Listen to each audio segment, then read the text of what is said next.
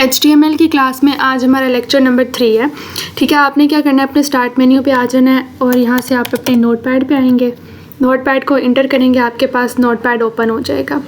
ठीक है, ये कल का ही लेक्चर है तो मैं न्यू फाइल आ जाती हूँ और इसको मैं क्लोज़ कर देती हूँ। सबसे पहला स्टेप क्या होता है कि आपने इसको सेव करना होता है। आप फाइल पे जाओगे, ठीक है, सेव एज पे करोगे और क्योंकि ये लेक्चर 3 है तो LECTURA लेक्चर 3.html HTML से आपने इसको सेव करना है क्योंकि HTML इसकी एक्सटेंशन है। पाथ आपने डेस्कटॉप रख लेना है और इसको सेव कर देना है। सेव हो गया, आपको यहाँ पे लिखा नज़र आ रहा है HTML लेक्चर 3.html। आप इसको मिनिमाइज़ करोगे, उसके बाद ये देखोगे ये पड़ा हुआ है लेक्चर 3। राइट क्लिक करोगे इसके ऊपर और ओपन विथ पे आओगे। उसके बाद आपने गूगल क्रोम इंटर कर देना है। उसके बाद आप देखोगे तो ये आपके पास एक ब्लैंक सा डॉक्यूमेंट आ गया। अब ये यहाँ पे आप जो अपने नोटपैड पे लिखोगे ना वो यहाँ पे डिस्प्ले होगा। ठीक है, तो आज हम लोग बेसिकली जो पढ़ेंगे ना वो फॉर्मेटिंग टैग्स के बारे में पढ़ेंगे। ठीक है, तो मैं यहाँ पे एक हेडिंग 1 दे देती हूँ। सॉरी, इनिशियल कुछ सेटअप करना होता है, वो मैं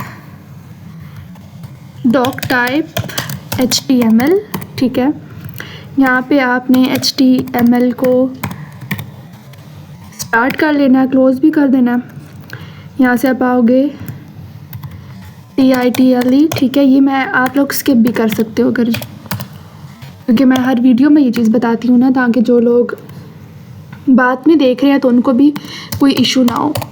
बॉडी, ये कुछ बेसिक सा कोड होता है जो आपको हर HTML की लैंग्वेज में लिखना होता है। ठीक है, और जो टाइटल होता है उसके अंदर आप जो कुछ भी लिखते हो वो एलिमेंट होता है और एलिमेंट में हम लिख देते हैं DAY 3। कंट्रोल S प्रेस करोगे, ब्राउज़र पे आओगे। ब्राउज़र को आपने रिफ़्रेश करना है। यहाँ से इसको क्लिक करोगे तो आप देखोगे यहाँ पे DAY 3 मुझे डिस्प्ले हो रहा है। ठीक है, फिर यहाँ से मैं अपने नोटपैड पे वापस आ जाती हूँ। आज हम लोग पढ़ेंगे फॉर्मेटिंग टैग्स के बारे में। ठीक है, सबसे पहले तो मैं एक हेडिंग 1 बना देती हूँ जिसमें मैं हेडिंग 1 को क्लोज़ भी वहीं कर दूँगी और इसमें लिखती हूँ formatting tag, FORMATING, formatting tags इन HTML। कंट्रोल S प्रेस करूँगी, अपने ब्राउज़र पे वापस आऊँगी, F5 से रिफ़्रेश करूँगी तो यहाँ पे आपको फॉर्मेटिंग टैग्स इन HTML लिखा नज़र आ रहा है। ठीक है, तो अब आज की क्योंकि हमारा टॉपिक है दैट्स वाई इसको मैंने हेडिंग 1 बना के लिखा। यहाँ पे मैं BR का यूज़ करूँगी। अगर BR का ना भी यूज़ करूँ तब भी हेडिंग्स के बाद ना मेरे पास नेक्स्ट में ही आएगा, लेकिन वो चीज़ सिर्फ हेडिंग्स में होता है, तो यहाँ पे BR टैग यूज़ करना बहुत इंपॉर्टेंट है। सबसे पहला हमारे पास फॉर्मेटिंग टैग होता है बोल्ड, जिसको हम B से लिखते हैं, और इसका ये क्लोजिंग टैग भी होता है। ठीक है, इसका वही काम होता है जो वर्ड डॉक्यूमेंट में आप किसी भी एलिमेंट को बोल्ड करके लिखते हो। ठीक है, पहले मुझे याद नहीं आया तो अब मुझे याद है, इसको मैं जूम कर देती हूँ। ठीक है, अब आपको सही तरीके से नज़र आ रहा होगा। बोल्ड में आप जो भी लिखोगे आपको बोल्ड ही नज़र आएगा। मैं लिखती हूँ this is bold tag. Control S press करोगे, अपने आप लोग ब्राउज़र पे आओगे, यहाँ पे F5 से रिफ़्रेश करो तो दिस इज़ बोल्ड टैग आपको नज़र आ रहा है। ठीक है, यहाँ पे मैं इसको भी जूम कर देती हूँ आपके लिए। अब यहाँ पे देखो हेडिंग 1 में भी जो लिखा है वो भी बोल्ड आया, बट ये बड़ा लिखा हुआ है, और यहाँ पे जो बोल्ड आपको नज़र आ रहा है लिखा हुआ वो थोड़ा छोटा करके लिखा हुआ है, बट टेक्स्ट बोल्ड है। तो यही इसका पर्पज़ होता है। ठीक है, बोल्ड का। उसके बाद हम लोग यहाँ अगेन BR यूज़ करेंगे ताकि हमारी लाइन ब्रेक हो जाए।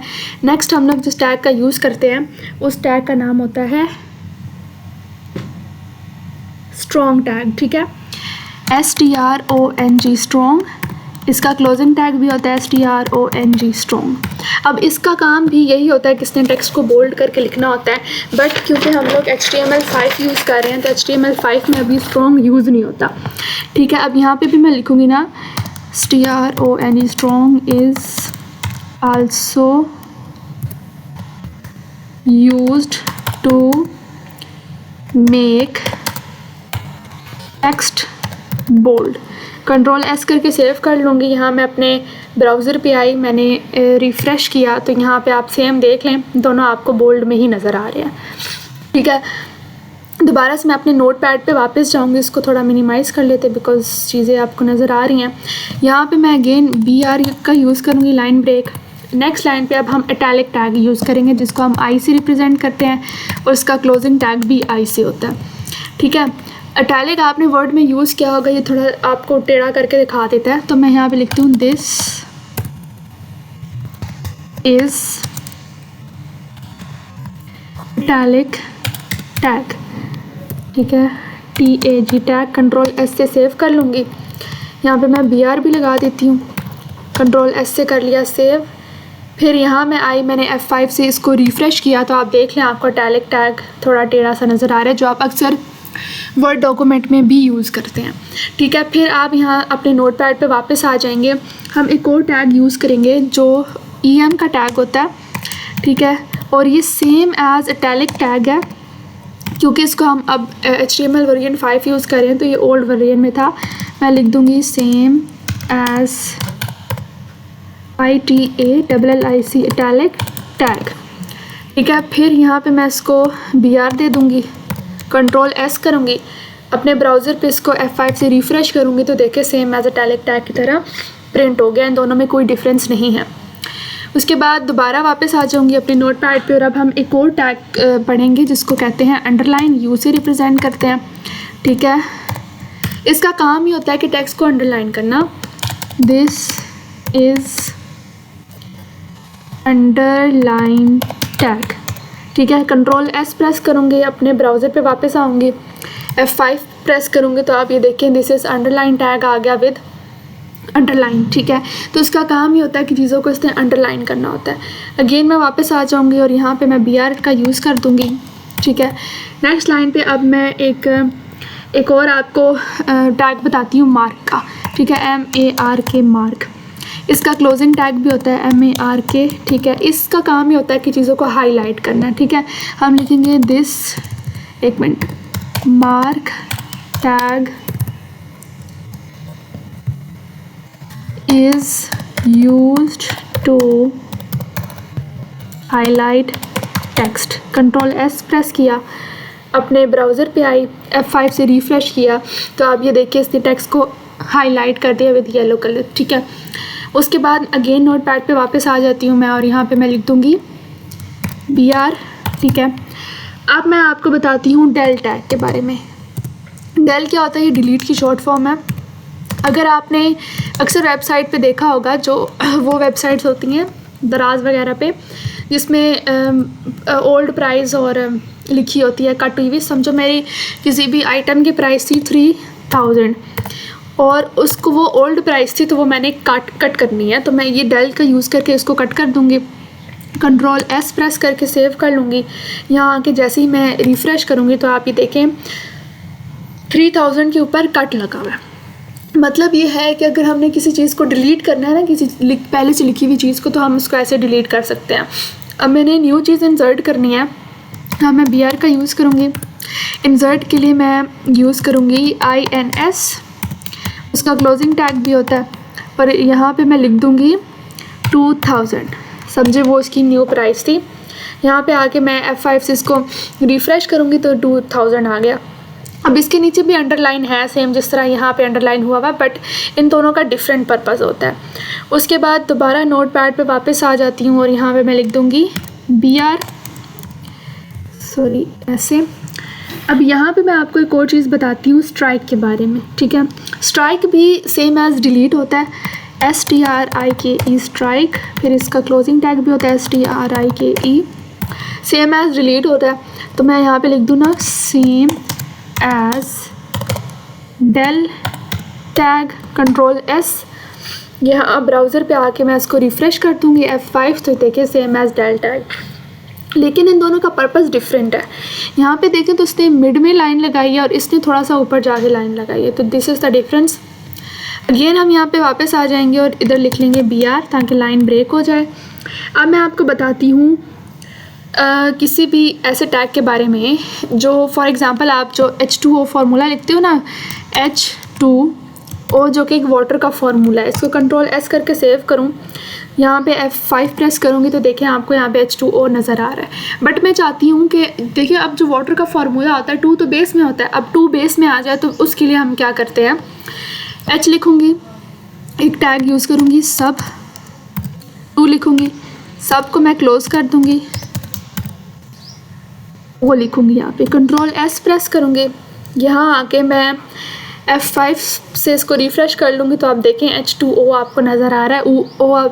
2 अब उसकी बेस में चला गया। O मैंने यहाँ पे लिखता स्मॉल लिख दिया, यस इसको कैपिटल लिखते हैं, कंट्रोल एस F5 तो देखें O बड़ा हो गया। उसके बाद आप अगर लिखते हैं ना कोई भी, जिस तरह 10th आप लिखते हैं TH, कंट्रोल एस करूँ तो फिर यहाँ आऊँगी F5 तो देखिए 10th उसके साथ ही प्रिंट हुआ बिकॉज मैंने BR यूज़ नहीं किया, और 10th जो होता है वो TH उसकी पावर में लिखा हुआ होता है। तो पावर में लिखने के लिए मैं क्या करूँगी, यहाँ पे पहले BR यूज़ कर लेते हैं, BR इधर 10th उसकी पावर में लिखना है तो अब हम यूज़ करेंगे SUP सुपर का, ठीक है। यहाँ पे मैं लिखूँगी TH, ये सुपर का टैग है, ठीक है, SUP, कंट्रोल एस, ब्राउज़र पे आऊँगी, रिफ़्रेश करूँगी तो आप देखिए 10th लिखा आपको प्रिंट नज़र आ रहा है, ठीक है। अब मैं चाहती हूँ कि जो सारा मैंने लिखा है ये सारा यहाँ तक, मैं चाहती हूँ कि ये मुझे यहाँ मिड में नज़र आए, ठीक है, दरमियान में नज़र आए, तो उसको भी हम कर सकते हैं। उसके लिए हम लोग सेंटर का टैग यूज़ करते हैं। बॉडी में आपने आना है, यहाँ पे आपने लिखना है सेंटर, फिर आप यहाँ तक चाहते हो ना इस फॉर्मूला से पहले तक, यहाँ तक सेंटर को आपने कर देना है क्लोज, कंट्रोल एस, यहाँ पे आपने आके इसको रिफ़्रेश कर देना है। सॉरी मैंने ये जूम इन किया हुआ था, दैट्स वाई आपको ऐसा नज़र आया। तो अब ये देखिए सारा सेंटर में आ गया, बट मैं चाहती हूँ कि मेरे ये जो हेडिंग है ये इधर ही रहे, तो मैंने शायद उसके ऊपर लिख दिया, देखिए मैंने हेडिंग के ऊपर लिख दिया, इसलिए मैं इसको यहाँ से रेज़ कर दूँगी। फिर यहाँ पे मैं इसको इंटर करके इधर लिख दूँगी सेंटर, कंट्रोल एस, ब्राउज़र पे जाके रिफ़्रेश करूँगी तो अब यहाँ पे देखें मेरे पास ये इधर ही आ गया और सिर्फ ये चीज़ मेरे पास सेंटर में आ गई। तो ये था हमारा लेक्चर नंबर 3 जिसमें हमने फॉर्मेटिंग टैग्स को देखा कि HTML में क्या होता है। अब आपने क्या करना है कि इस सब की प्रैक्टिस करनी है, और अगर इस सब से रिलेटेड कोई भी आपका क्वेश्चन है तो आप मुझसे कमेंट सेक्शन में पूछ सकते हैं।